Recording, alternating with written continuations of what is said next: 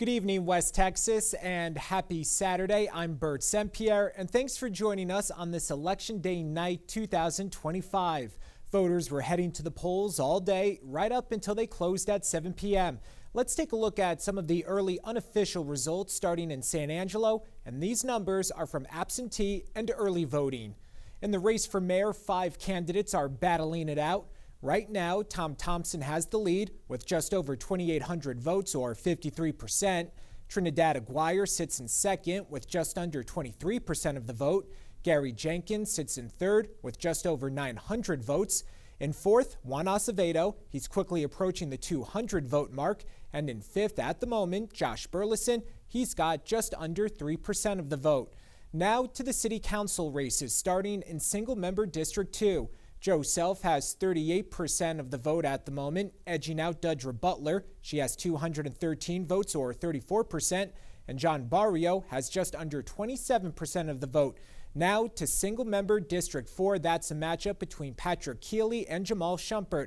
As you can see up on your screen right now, Keeley has nearly 68% of the vote. Shumpert has just over 32%.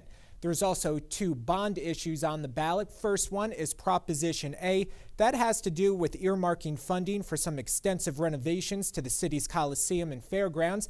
As you can see so far, 55% of San Angelo voters are for the renovations, 44% against it. There's also Proposition B on the ballot. That one has to do with addressing infrastructure, safety, and security upgrades at San Angelo ISD.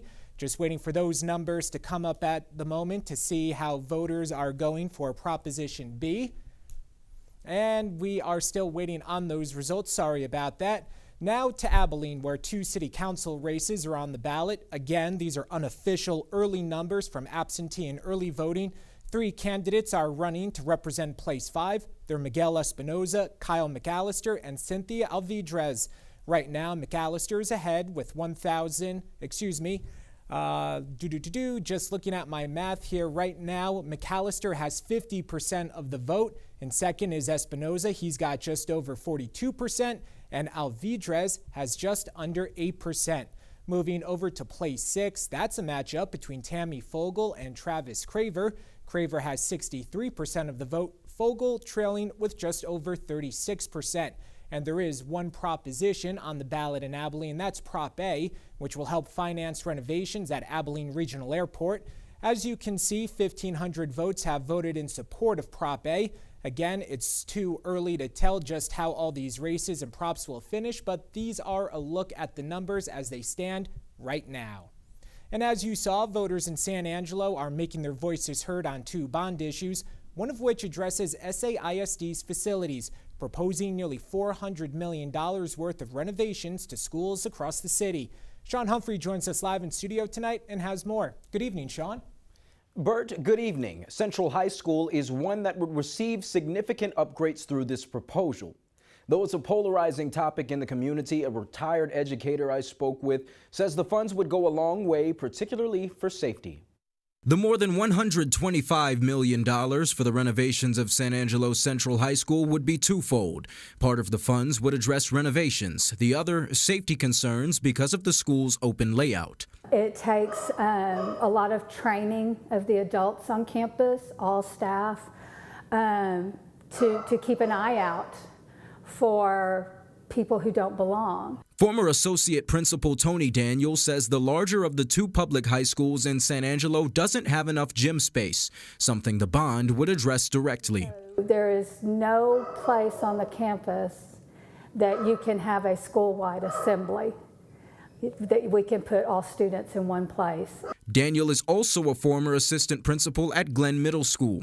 SAISD's proposal would replace that building, which is one of several in the district over 40 years old. The hallways are extremely narrow.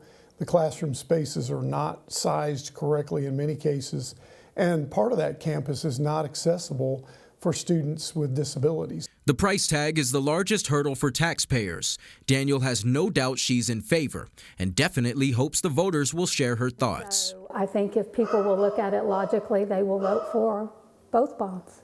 Sean Humphrey, Fox West Texas. The debate has centered around a rising property tax burden. $200,000 homeowners would pay just over $22 more per month. Live in studio, Sean Humphrey, Fox West Texas. Bert, back to you. Thank you very much, Sean. Remember to head on over to our website, foxwtx.com, for all the latest Election Day updates. We'll be back at the top of the hour with another look at how the counts are going. We'll see you then.